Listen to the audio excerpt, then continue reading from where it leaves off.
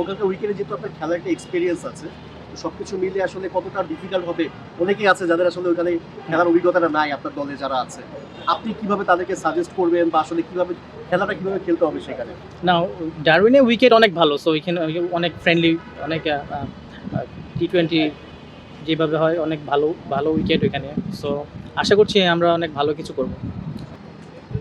মানে এই মানে ভালো বলতে মানে অনেক সময় দেখা যায় যে ভালো তো অনেক ধরনের আছে আসলে। একটা হলো রান করা, একটা হচ্ছে দলকে জেতানোর মতো কিছু ইমপ্যাক্ট ইনিংস খেলা। মানে আপনার তো একটা রোল আছে দলে। মানে কি রোলটা আপনার আছে এবং আপনি কিভাবে আসলে আপনি পারফর্ম করতে চান?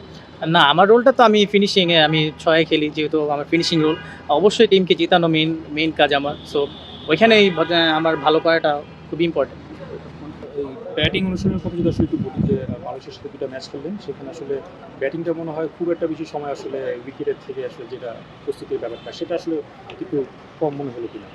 কম আসলে আমি তো ম্যাচ খেলি নাই। সো আমার এই ব্যাপারে একটু আইডিয়া কম।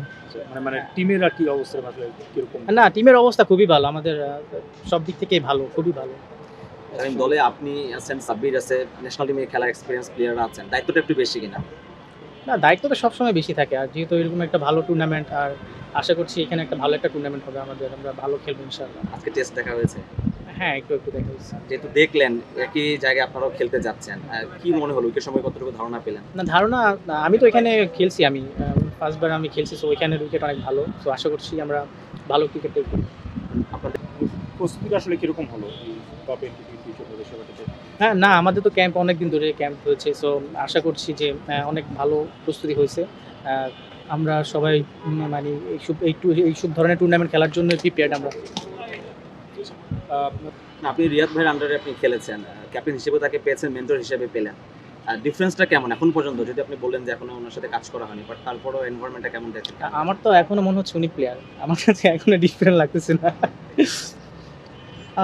ভাই যারা ন্যাশনাল টিমের বাইরে থাকে তারা আসলে খেলার মধ্যে অনেক সময় থাকে না, কিন্তু এখন কিন্তু হাই পারফরমেন্স টিম বা আন্ডার 23 সবাই কিন্তু খেলার মধ্যে আছে। জিনিসটা আসলে কতটুকু ফিল করে যে আত্মবিশ্বাস কতটুকু বাড়ায় আসলে জিনিসটা?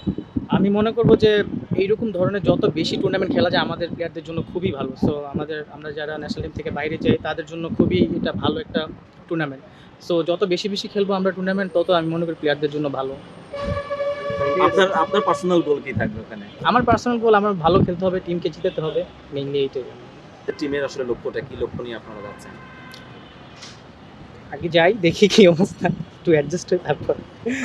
লক্ষ্য তো থাকে অবশ্যই, ভালো কিছু করার, চ্যাম্পিয়ন হওয়ার লক্ষ্য থাকে অবশ্যই। So, দেখা যাক কি হয়। এই দলে মেন্টর হিসেবে আছেন মাহমুদুল্লাহ রিয়াদ। তিনি আপনাদের সাথে অনেক কাজ করেছেন, দুটো ম্যাচেও ছিলেন। সেখানে যাওয়া এবং তার আসলে এটা কেমন, মানে পয়েন্ট অফ ভিউটা কেমন আপনাদেরকে নিয়ে, খুশি মানে কিভাবে আপনাদেরকে নিয়ে কাজ করছেন? মানে একেবারে ব্যাটিং টেকনিক নিয়ে কাজ করছেন নাকি অন্য কোনো বিষয় নিয়ে?